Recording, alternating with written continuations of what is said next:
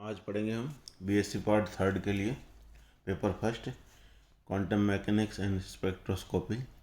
उसका टॉपिक है rectangular potential barrier, आयताकार विभव प्राचीर, विभव रोधिका।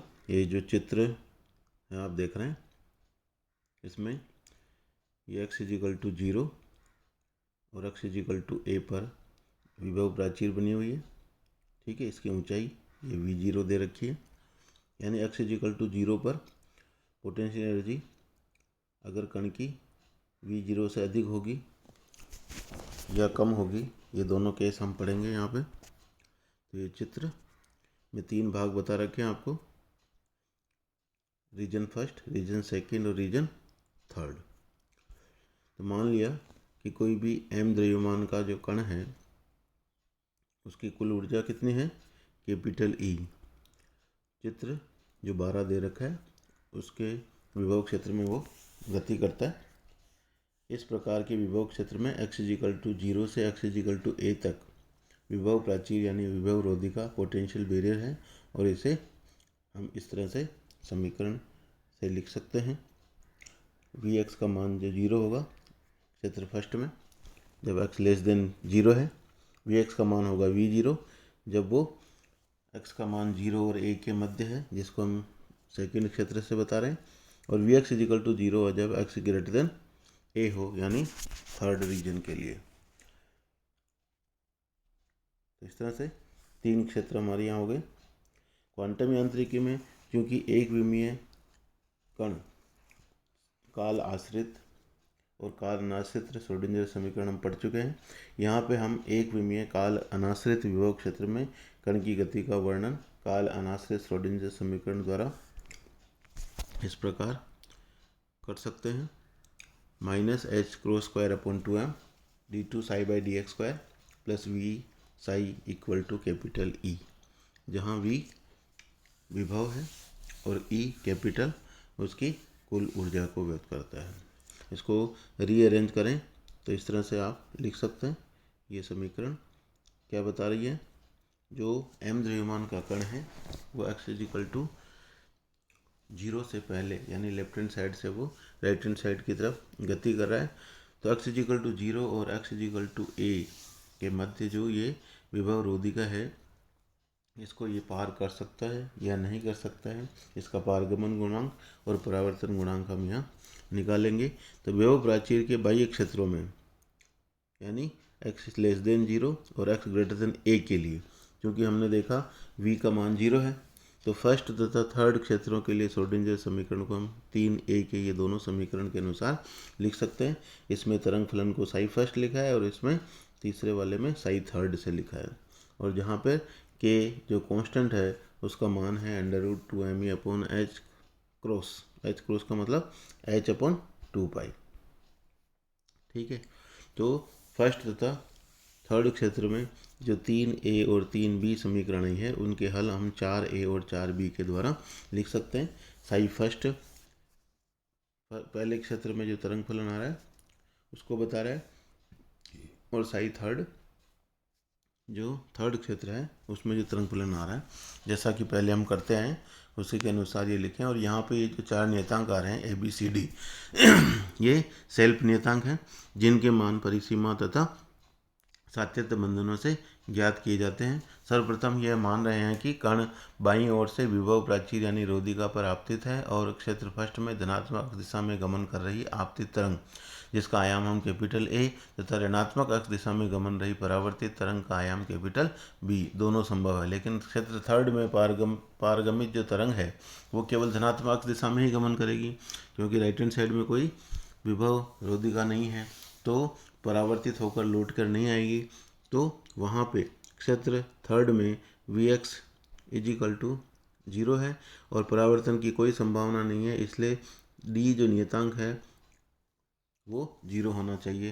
तो हमारे पास साई फर्स्ट और साई थर्ड की जो दोनों समीकरण हैं वो 5 और 6 से हम लिख सकते हैं। यहाँ आपतित तरंग कैपिटल A उसका आयाम है, परावर्तित तरंग का कैपिटल B तथा पारगमित का कैपिटल C। तीनों के लिए तरंग जो संख्या है k, उसका मान √2me अपॉन h क्रॉस है। अब लेते हैं क्षेत्र सेकंड 0 और x के मध्य, इन बिटवीन 0 एंड a, यानी 0 is less than x is less than a में, क्योंकि Vx का मान कितना है, V0 है। अतः श्रोडिंगर समीकरण 2 के इस हल पर हम E लेस देन V0 और E ग्रेटर देन V0 दो स्थितियां होगी, उन दोनों के लिए पारगमन और परावर्तन गुणांक के जो सूत्र हैं वो अलग अलग होंगे, इसलिए इन दोनों स्थितियों के बीच में हम अलग अलग करेंगे। सबसे पहले लेते हैं अपन जब E लेस देन V0 है। जब E लेस देन V0 है तब क्षेत्र सेकंड में यानी 0 और a के मध्य के लिए श्रोडिंगर समीकरण 2 को हम इस प्रकार लिख सकते हैं। अब चूंकि E कम है इसलिए धनात्मक मान क्या होगा, V0 माइनस ई, इसलिए इस समीकरण में हमने V0 माइनस ई के रूप में इसको लिया है और इस नियतांक को अल्फा स्क्वायर ले लिया, जो कि समीकरण 17 बता रही है, जहाँ अल्फा हम इसको मान रहे हैं √2m V0 माइनस ई अपॉन एच क्रो स्क्वायर, जो कि एक वास्तविक स्थिरांक है। तो सही सेकंड जो समीकरण 7 है उसका हल हम इस तरह से लिख सकते हैं समीकरण 8 के द्वारा। क्षेत्र फर्स्ट सेकंड तथा थर्ड के लिए जो तरंग फलनों में आने वाले नियतांक है ए बी सी एफ तथा जी का निर्धारण साई तथा D psi by D x है ना, तरंग फलन साई और उसका अवकलज D psi by D x, उनके जो परिसीमा प्रतिबंध हैं उनसे हम कर सकते हैं, यानी x इजिकल टू 0 पर साई फर्स्ट और साई सेकंड बराबर होंगे और उनके अवकलज भी बराबर होंगे x इजिकल टू 0 पर। तो इस तरह से पहले साई फर्स्ट और साई में हम लिखेंगे x इजिकल टू 0 तो समीकरण 9 आ जाएगी, फिर उनके अवकलज करके उसमें x इजिकल टू लिखेंगे तो समीकरण 10 आ जाएगी। इसी प्रकार द्वितीय प्रतिबंध कहाँ पे होगा, x इजिकल टू a पर, वहाँ पे साई सेकंड और साई थर्ड बराबर होंगे और उनके अवकलज बराबर होंगे, उनमें भी अपन ये मान रखेंगे और x इजिकल टू a रखेंगे तो समीकरण हमारे पास 2, 11 और 12 प्राप्त हो जाएगी। इस तरह से 9, 10, 11 और 12 चार समीकरण हमारे प्राप्त हो गए। उसमें b बाई ए तथा c बाई ए हमें ज्ञात करना है। तो सबसे पहले हम 9 तथा जो 10 है इन दोनों को है ना आयोटा के को उधर ले जाएंगे तो a प्लस बी और a माइनस बी दोनों मिल जाएंगे, उन दोनों को जोड़ेंगे तो b कट जाएगा और ये 2a हमें प्राप्त हो जाएगा समीकरण 13 के द्वारा। इसी तरह से उनको हम घटाएंगे तो हमारे पास 2b प्राप्त हो जाएगा। तो 13 और 14 से हमें 2a और 2b आ गया। अब 14 में 13 का भाग देंगे तो b अपॉन a हमारे पास 15 समीकरण प्राप्त हो जाएगी। अब 12 में समीकरण 11 का भाग देंगे तो आयोटा के आ जाएगा। इससे हल करके हम g बाई एफ समीकरण 16 प्राप्त कर लेंगे। 16 का उपयोग 15 में करेंगे तो b बाई ए हमारे पास उसमें से g और f ये सब गायब हो जाएंगे और ये समीकरण 17 हमारे पास फाइनल प्राप्त हो जाएगी। इसमें फिर हम साइन हाइपरबोलिक x का जो सूत्र होता है e x minus e minus x upon 2, cos hyperbolic होता है e x plus e minus x d by 2 e minus x upon 2। तो इस प्रकार 11 में समीकरण 13 का भाग देंगे तो हमारे पास c बाई ए प्राप्त हो जाएगा। इसमें फिर g बाई एफ भी आ रहा है, इसका मान समीकरण 16 से रखकर हल करेंगे तो समीकरण 18 जो कि c बाई ए है वो प्राप्त हो गया। इस तरह से परावर्तन गुणांक तथा पारगमन गुणांक हम निकाल सकते हैं। क्षेत्र फर्स्ट और क्षेत्र थर्ड के लिए तरंग फलन चूँकि साई फर्स्ट और साई थर्ड है, उनके लिए जो प्रायिकता धारा घनत्व होता है उसका सूत्र हम पहले पढ़ चुके हैं, उसके अनुसार हम लिखेंगे तो j यहाँ पे हम कहेंगे a square minus B square, और जब लेस देन 0 है और ग्रेटर देन a के लिए c स्क्वायर के समानुपाती हो जाएगा। तो परावर्तन गुणांक क्या होता है, परावर्तित जो तीव्रता है उस पर आपतित तीव्रता का भाग दे दें, और हम जानते हैं परावर्तित तीव्रता उसका जो परावर्तन आयाम है उसके वर्ग के यानी बी स्क्वायर के समानुपाती होगी, आपतित ए स्क्वायर के समानुपाती, इन दोनों का समानुपाती कट जाएगा तो बी बाई अपॉन। तो एग्जाम में आपको सीधा समीकरण 20 लिखना है कि आर होगा बी अपॉन ए का जो अनुपात है उसका वर्ग, ठीक है। तो b बाई ए हमारे पास पहले हमें 17 से प्राप्त हो चुका है।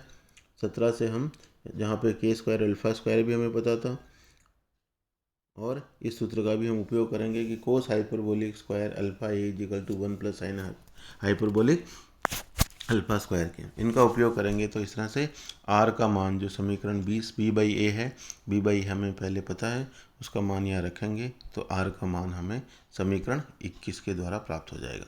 इसी तरह से टी हम जो पारगमन गुणांक है वो उसके आयाम यानी सी स्क्वायर के समानुपाती होगा, और आपतित आयाम ए स्क्वायर के समानुपाती है, समानुपाती अंक भी कट जाएगा तो ये सी अपॉन ए का वर्ग हो गया। समीकरण 18 से हमारे पास सी बाई ए है, तो सी बाई ए का वर्ग क्या होगा, c by a into c by a का स्टार, यानी उसका सहयोग में, यानी आयोटा होगा उसका जगह माइनस आयोटा कर देंगे और इस तरह से उन दोनों को गुणा करेंगे तो ये हमारे पास समीकरण 22 से प्राप्त हो जाएगा।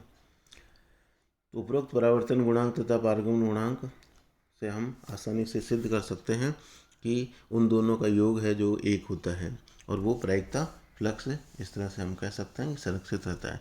इस विवेचना से एक महत्वपूर्ण परिणाम यह प्राप्त होता है कि जब आपतित कण की कुल ऊर्जा कैपिटल ई विभव प्राचीर की ऊंचाई V0 से कम है, यानी E लेस देन V0 है, तब भी कण के क्षेत्र थर्ड में पारगमन की कुछ धनात्मक प्रायिकता रहती है। इसे रोधिका वेधन यानी बेनियर पेनिट्रेशन या सुरंग प्रभाव कहते हैं, यानी उसकी ऊर्जा कम होते हुए भी, है ना, यहाँ E लेस देन V0 है, फिर भी ये कह रहा है इसमें से ये चला जाएगा और यहाँ थर्ड क्षेत्र में आ सकता है। इसका मतलब बीच में कोई सुरंग है, उसको हम सुरंगन प्रभाव कहते हैं, टनल इफेक्ट कहते हैं। इस प्रभाव की पुष्टि अल्फा क्षय तथा अन्य कई परमाणुीय तथा नाभिकीय घटनाओं में हो चुकी है। तो समीकरण 21 तथा 22 पर विचार करें तो हम देखते हैं कि लिमिट E टेंस टू 0 के लिए T टेंस टू 0 और R equal to tends to 1 है। यदि कण की ऊर्जा अति अल्प है तब पारगमन की प्रायिकता नगण्य होती है। इसी प्रकार limit E tense to V0 है तो अल्फा ए टेंस टू 0 हो जाएगा। साइन अल्फा ए को हम अल्फा ए लिख सकते हैं और T का मान इस तरह से समीकरण 24 से आ जाएगा। उसमें जो विमाहीन राशि है वो और प्राचीर जो है यानी रोधिका है उसकी अपारदर्शिता का माप है और विभव प्राचीर की चौड़ाई a तथा ऊर्जा V0 बढ़ाने पर T का मान कम हो जाता है। अल्फा ए ग्रेटर देन 1 है तब हम इसको इस तरह से लिख सकते हैं, sine alpha A is equal to 1/2 e की घात अल्फा ए। तो पारगमन गुणांक समीकरण 25 के द्वारा हम लिखेंगे और जब alpha is very greater than 1 तो T का मान अल्फ होता है। तो एक परिमित चौड़ाई A और ऊर्जा V0 के विभव प्राचीर की यानी रोधिका के लिए E लेस देन V0 की स्थिति में क्षेत्र फर्स्ट सेकेंड तथा थर्ड में तरंग फलन को चित्र 13 जो हमारे पास ये दिखा रखा है उसमें हम दिखा सकते हैं कि ये कण आ रहा है, फिर इसकी ऊर्जा V0 से कम है, फिर भी ये इसमें से चला जाता है यानी सुरंग प्रभाव हो गया और ये फिर थर्ड क्षेत्र में पहुंच जाता है। तो परिमित चौड़ाई वाले विभव क्षेत्र के तरंग फलन थर्ड के पारगमन की कुछ प्रायिकता अवश्य होती है। तो ये पहला कंडीशन हुआ जब E लेस देन V0 था। अब सेकंड कंडीशन लेंगे जब E ग्रेटर देन V0 है, यानी कण की ऊर्जा विभव प्राचीर से ज़्यादा है। तो क्षेत्र सेकंड के लिए 0 और 1 के मध्य के लिए हमारे पास श्रोडिंगर समीकरण को हम इस तरह से लिखेंगे और इस समीकरण 26 का जो हल है वो 27 से हम लिख सकते हैं, जहाँ F और G नियतांक हो गए। पहले जो समीकरण थे फर्स्ट और थर्ड के लिए वो वैसे ही रहेंगे। A, B, C, F तथा G का मान हमें सातत्य जो प्रतिबंध है यानी परिसीमा प्रतिबंधों से निकालेंगे। हम जानते हैं x इक्वल टू 0 पर डी साई फर्स्ट और साई सेकेंड बराबर होंगे, x इक्वल टू 0 रख देंगे तो 28 समीकरण आ जाएगी। इसी तरह से उनके अवकलज D psi by D X x equal to a पर बराबर होंगे, तो हमें वहाँ समीकरण 29 यानी 28 और 29 तो x इक्वल टू 0 पे हो गया। उससे जोड़ेंगे और घटाएंगे तो 2a 2b आ जाएगा, उससे b बाई a आ जाएगी। इसी तरह से g बाई एफ का मान x इक्वल टू a पर जो सातत्य प्रतिबंध होंगे उनकी सहायता से 33 और 34 समीकरण प्राप्त होगी। उससे g बाई एफ हमारे पास आ जाएगा समीकरण 35 के द्वारा, और समीकरण 35 से समीकरण 32 में मान रखने पर हमारे पास इस तरह से b बाई ए का मान समीकरण 36 से प्राप्त हो जाएगा। समीकरण 33 में समीकरण 30 का भाग देकर समीकरण 35 का उपयोग करें तो हमारे पास c बाई ए प्राप्त हो जाएगा जो कि परावर्तन गुणांक के लिए काम आएगा, और आप ये परावर्तन b बाई ए और c बाई ए पारगमन गुणांक के काम आएगा। तो अतः VE ग्रेटर देन V0 की स्थिति में परावर्तन गुणांक R का मान b बाई ए का होल स्क्वायर डायरेक्ट लिखना आपको, और यहाँ पर ये दोनों b बाई ए ऊपर था हमारे पास, इसका वर्क करेंगे तो ये समीकरण आ जाएगी, उसको हल करेंगे तो 38 प्राप्त हो जाएगी। इसी तरह से t is equal to c by a का होल स्क्वायर, उसको हल करेंगे तो 39 आ जाएगी। और 38 और 39 से हम देख रहे हैं दोनों का योग करेंगे तो R + T = 1, अर्थात प्रायिकता फ्लक्स का संरक्षण होता है। इस विवेचना का सर्वाधिक महत्वपूर्ण निष्कर्ष यह है कि बाईं ओर से आपतित कण की कुल ऊर्जा E के विभव प्राचीर की ऊंचाई से अधिक होने पर भी, यानी E > V0 होने पर भी सामान्यतः पारगमन गुणांक T का मान 1 से कम है। तो क्लासिकल मैकेनिक्स के अनुसार ऐसे कण का 100% पारगमन होना चाहिए, जबकि क्वांटम यांत्रिकी के अनुसार यानी E > V0 होते हुए भी पारगमन 100% नहीं है। तो आपतित तरंग का कुछ अंश, इसका मतलब क्या होता है, परावर्तित हो जाता है। तो 39 है, उसमें मान लिया K डैश A = जब पाई 2 पाई 3 पाई यानी पाई का गुणज है, तो A = हम कह सकते हैं λ/डैश, इस तरह से λ डैश और n λ डैश, इस तरह से ये जो सूत्र है उससे हमारे पास क्षेत्र सेकंड में कण के सहचारी द्रव्य तरंग की जो तरंग दैर्ध्य है उसके अनुसार साइन K डैश A 0 हो जाएगा और तब T = 1 हो जाएगा और R = 0 हो जाएगा। अर्थात जब विभव प्राचीर रोधिका की जो चौड़ाई है कण के संबंध तरंग दैर्ध्य λ डैश के अर्ध पूर्णांक गुणज या पूर्ण गुणज होती है तब पारगमन गुणांक 1 होता है, और ऐसा x = 0 तथा x = a से परावर्तित तरंगों में विनाशी व्यतिकरण के कारण होता है, जिससे R = 0 प्राप्त होता है। और लिमिट E → V0 के लिए जब K डैश A 0 हो, यानी sine K dash A = K dash A लिख सकते हैं, तब पारगमन गुणांक तथा परावर्तन गुणांक के मान इस तरह से आप लिख सकते हैं।